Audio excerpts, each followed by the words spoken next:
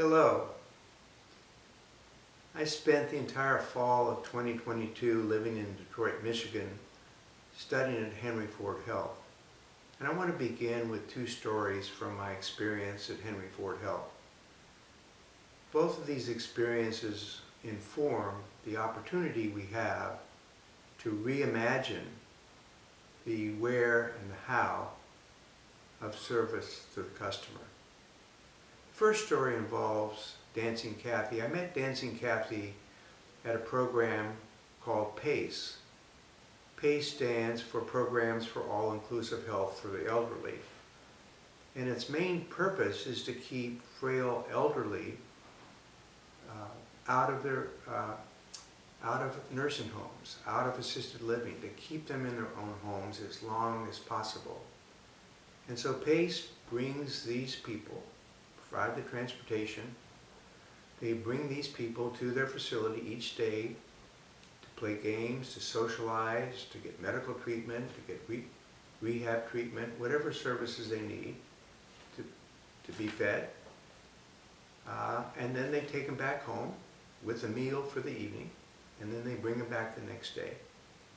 It's really a marvelous program. There are a number of health systems around the country that have this program. Henry Ford actually has the fastest growing and largest PACE program in the United States. And so I studied it as part of my research there. And I met Dancing Kathy at lunch. She was eating lunch with her friends, and she told me that she had been at PACE for about a year. And then when she arrived in a wheelchair. But she started working with the rehab staff, and eventually she graduated to a walker, kept working with rehab, and eventually graduated to a cane, which she only needed once in a while. She even told me that she can now dance. She does the shuffle.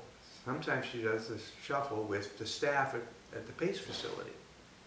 So I asked her if she'd show me, and she got up, and the staff put on the music, and in front of the whole group eating lunch that day, Kathy and a number of the staff danced the shuffle.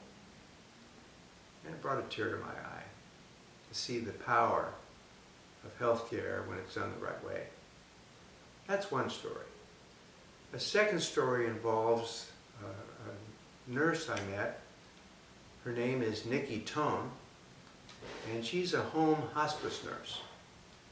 And I shadowed Nikki for a full day. I went from one house to another house with her, spent the whole day with her, interviewed her, and watched her work. I actually got to my appointment with Nikki 15 minutes early, and she was waiting for me. She said, "Len, we have to go." And the reason we have to go right away, because she had just been informed that one of her patients she had been caring for had just passed away a couple of hours earlier. And when you're in hospice care, you go to that patient first, that family first. And so we went to that family, and I watched Nikki's service quality and was truly inspired. The way she interacted with the family that was there in the house, but the way she took care of her deceased patient, that she had a relationship with, a friendship with. The way she touched her, the way she talked to her, the way she insisted on preparing her and getting her dressed before the funeral home arrived. It too brought a tear to my eye, watching Nikki at work. The how and the where of marketing, of service, of quality. I wanted to highlight three thematic areas, all of which I've worked on in my career,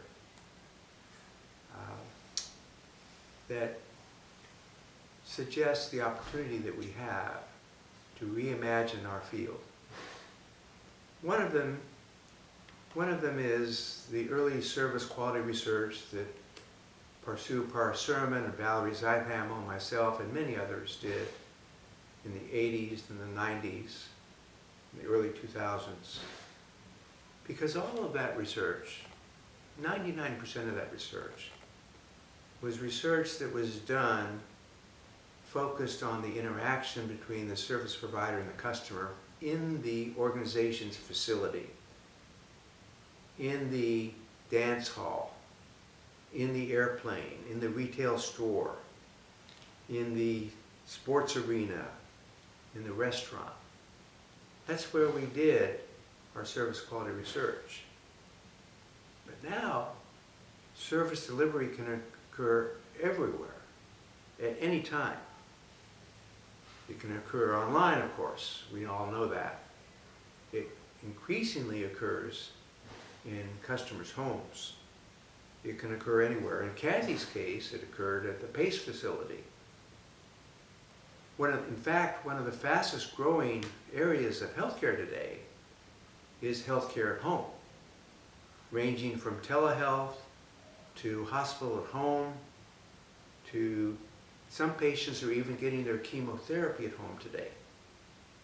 So we have to, in marketing, reimagine the location and the time when service takes place. Because it takes place all kinds of places, not just the store or the airplane anymore. And it takes place 24 hours a day, 7 days a week. A second thematic area that I've studied is internal marketing. In fact, I wrote, I believe, the first paper in our field on internal marketing. I wrote it in the early 1980s. And I defined internal marketing this way: attracting, developing, motivating, and retaining the people needed to implement the strategy through job products that satisfy their needs and exceed their expectations. Internal marketing. But I certainly didn't appreciate 40 years ago that the time would come in marketing that we could say that marketing to prospective and existing employees would be just as important as marketing to external customers. I never imagined that that would be the case. I knew internal marketing was an important issue in services marketing, marketing to your employees so they perform the service more effectively.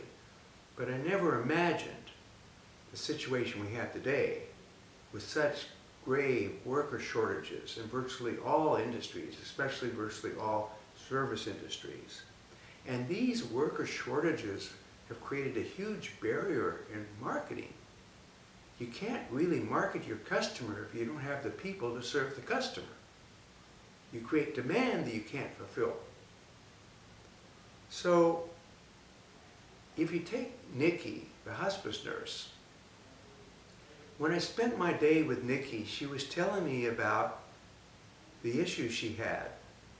She was telling me that she and her colleagues, other home care nurses, were left out of the retention bonuses that the hospitals gave to their bedside nurses. They didn't get them. And how hurt they were, and that some people were quitting because of that. And she was telling me that her birthday was coming up on Friday of that week I was with her. I think it was a Tuesday or Wednesday that I was with her. And she had asked for a day off, but her boss wouldn't let her take the day because there was such a staff shortage and she had to work. And how disappointed she had to work on her birthday.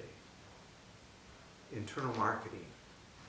It has new importance today, and we need to study it as rigorously and as aggressively and as creatively as we've always studied marketing to external customers. And finally, the third thematic area I want to touch on is the prevailing power of kindness in service quality. Kindness and service quality. I've been studying service quality virtually my entire career, and the ServQual work and all that I've done with Parsu and Valerie. But in my healthcare work, I've discovered the prevailing predominance of this overall meta service theme, kindness. One of the one of my most favorite papers I've written in my work in healthcare over the last 20 plus years is a paper on the role of kindness in cancer care, which I published with colleagues in an oncology journal. And in this paper, we discuss 6 different types of kindness that are important in cancer care. Deep listening, empathy, generous acts, timely care, gentle honesty, and support of family caregivers. 6 different types of kindness. And they relate to the original SERVQUAL dimensions, especially responsiveness and assurance and empathy. But it's a broader concept, and it's informed, it's changed, it's broadened, it's deepened my thinking about the true meaning of service quality. And if you think back to Kathy, Dancing Kathy's story that I told you, and Nikki's story of kindness to her deceased patient, she was so kind to her patient who had passed away. She talked to her, she touched her, she was gentle with her. She was so kind to the family. So a final thought. As marketing academics, we have the skills and the education to do the research that improves the well-being of people. And this should be, I believe, the acid test of all of the work that we do as marketing academics. Imagine the collective power if in our discipline we all make the commitment that my research will have the potential to improve people's lives. Imagine the collective power of that if we all make that commitment. Thank you.